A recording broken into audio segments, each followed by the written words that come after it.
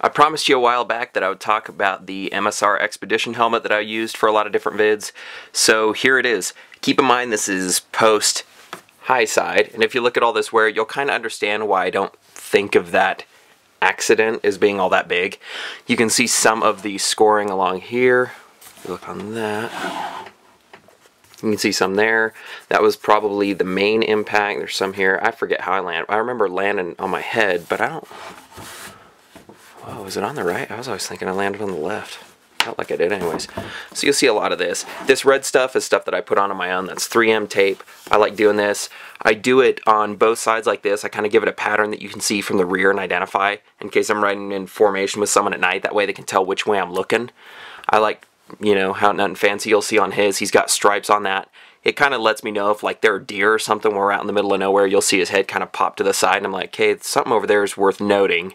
It kind of just helps my awareness. Plus, it looks cool. This is really simple to do, and I even did it with that AGV AX8 that you saw. This, I literally just cut like a patch. You know, you can see up close. It's kind of messy, but whatever. That's a GoPro mount. That's not on there originally. So you have a couple of these scoring marks and all that. So let me talk about what this helmet does right. Keep in mind, it pretty much applies to anything in this price point. Having looked at a lot of these different ones, I have a sneaking suspicion, like I do have a G-Max here for you. I'm pretty sure the same manufacturer makes these somewhere in China. I've seen a lot of different helmets. You know, if you walk into any cycle gear, you'll look around and go, hey, a lot of this looks like A-Stars and Cortex stuff. I'm pretty sure they just rebadge a lot of it between different brands and kind of rake in the profits. Pretty sure. That's not really substantiated by anything, but after seeing like the AFX, I think the brand is, Fly, a lot of the designs look very similar. You may just be selecting like colorways and all that. I love how this helmet looks. Here's a stock picture of it from the showroom. I remember seeing it a while back and I just fell in love with it from the beginning. It just looks really cool. It looks technical. It's got that good bulbous looking thing on here, and it looks totally bitchin' when you have it in a mirror finish. It's really cheap and it's very cost effective for what you get. So the good stuff about the helmet, one, it's a dual sport. It has all the same dual sport features they all do. The venting stuff everywhere, it's present, but I can't say I really like it. I mean, look, it's kind of clunky.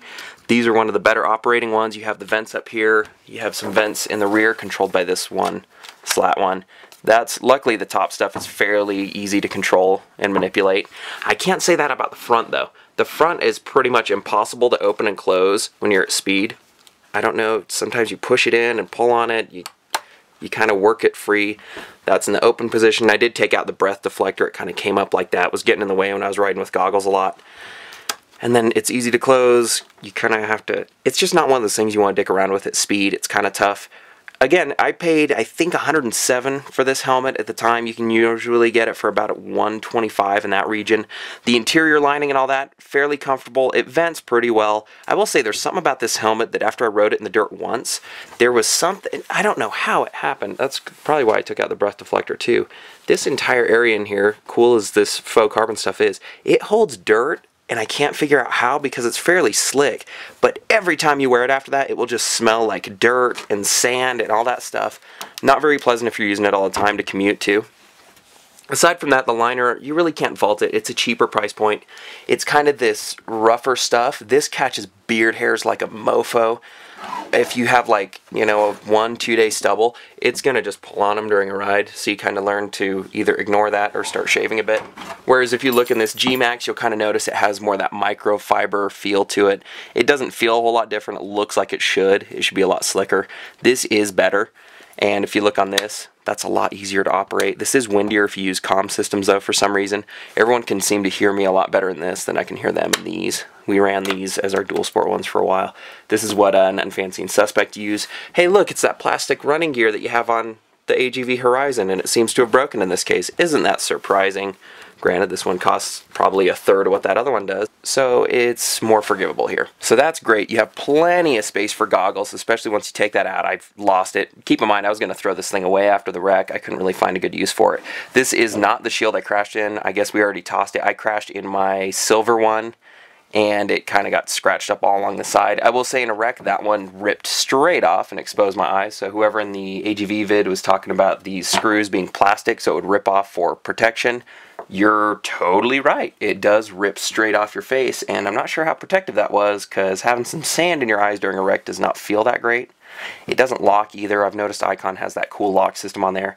I don't know. I'd be interested in seeing some reports of which system is better. I would have to assume keeping your face shield down and protecting your eyes would be the most logical choice, but I guess I don't know much about protecting eyes.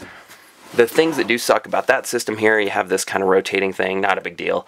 This system, if you swap out visors all the time, you'll learn to hate, because it just has plastic retainer rings that obviously came off in the wreck and I haven't seen them since.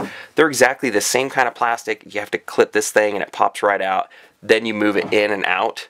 That's kind of the retaining system that you deal with. Then you screw the whole thing in. Not quick change by any means, pretty much on par for all the other dual sports. That's also where the visor goes in. I was running it sans visor at the time. It just, like most of them, it comes up here, and there were very few times where I was dirt riding where it was blocking out the sun. All it really did was ever cause more wind pull at speed, so I got rid of it pretty quick. I love this gasket. It's great. You have plenty of room for goggles. It stretches around. If you look at the design, it too has the dual sport thing where it gives you enough contact patch for goggles and they just kind of hang out there. It's great. It does that awesomely. I love the form of it. The look of it's great. Love this colorway. It may not be high vis, but who cares? You can do that on your own, make it look twice as cool. This thing holds goggles. This, how it branches out, I love that. That helped my hit air kind of interface and keep my head from just totally lawn darting into the back of my spine. Love it. I wish more helmets kind of had these, although I understand with the tucks and all that you can't. But it's really cool. It does feel more stable too. When you put it on the ground, you can kind of put it on, it doesn't roll as much. Whereas like my sport helmet, every time I'm putting it down, I have to make sure it doesn't roll off and destroy the very expensive visor. Price is pretty smoking. You can get a lot of great helmets for the same price point. They'll have the DOT stuff on it. Woo, DOT and ECE, isn't that great? Everyone loves that. I do tend to trust the ECE thing. I don't really care a whole ton, to be honest with you.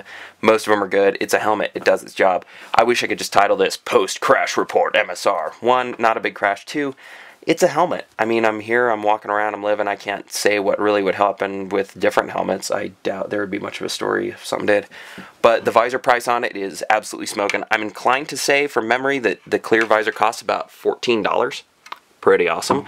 And I know the iridium one I got from Tucker Rocky supplier for $26, which is insane in the membrane, because you pay about 60 to 80, depending on if you get like anti-fog crap on it, for the higher end manufacturers and the Italian ones, or in the case of whatever that one Japanese mark is, I think they don't even offer them for some of their models because of liability's sake. Not really cool. So it's a great helmet. Pay $107, get the iridium visor, whatever you want to call it. You can come out the door under $150. You have a great do-it-all helmet. It is pretty aerodynamic at speed once you get rid of that peak on there. I rode it like that for a long time. I never really had any problems. This, when it was working all perfectly, tended to latch pretty securely down there. I didn't have any problems with it blowing up during lane checks at speed. I will say I have problems with that with my very expensive AGV Horizon, which is irritating me already because I just put new clips in it and for some reason it's already lifting up all the time. So that sucks. Other than that, there's really not much to say. You have your standard D-ring retention system on here. It doesn't really do anything wrong as a helmet. It's great. It may be a bit heavy. It may be a bit clunky. It uses kind of that chunkier foam system that you see in a lot of them. But for the price point, you get what you get. Pretty sure it is your same, I don't know, poly blend shell. I didn't really want to go into that much of detail. I just know that it is heavier than more expensive ones. Other than that, you got pretty great performance. You can close this on top of the goggles. I like that. I did it sometimes. But with the amount of air flowing through, if you have all that open, it just pretty much dusts the inside and outside, which means you scratch up your visors. But luckily they're cheap, so you don't have to care. So if I were looking at these different helmets in this price point and I were trying to decide, honestly, I would just get whatever you like the best, whatever looks coolest to you, and then go from there. Because this one is just about the same price as one of these G-Maxes. People really do like these. I don't really care. I ended up going with this just because I like the look more. You do have the high vis. This is cool, and it's not something this one did. At its best, it could only open the visor to about here, which meant if you had the visor up and goggles, you did have that visor peeking into your eye line. That's bad. This one does it very well. If you look, there's nothing in your eyesight. It comes straight up, and this is without the peak. I think with the peak still, it comes up to about here, if memory serves correctly. The running gear on this is better. you notice this kind of pops straight up. These are good positive actuators. You can do that when you're on the bike at a stoplight or even in motion, as long as you get the muscle memory correct. It's awesome. Yeah, I would, if I had to do it all over again, I would probably get the MSR again, just because I like its look so much, and I already had the visors for it. What happened, if you looked at the AGV review, is I was looking to buy it, and I said, hey, let me just, you know, throw a hat into the ring for some of the other manufacturers and look around. And so I set kind of an arbitrary price point of within $30 of what this was. I ended up getting that AGV AX8 for some ridiculous price, like half price or something, within what this was. So that's why I ended up moving to the AGV. If it weren't for that and that kind of one-time deal, it was like a floor model that someone had used and they already cracked the top thing on it. Not really a big deal. I probably would have gotten it again. I just like it that much. I think it looks awesome. It looks kind of like those ODST helmets on there. Really cool. The MSR stuff tends to be about the same as the others. They're all kind of the entry-level dirt stuff.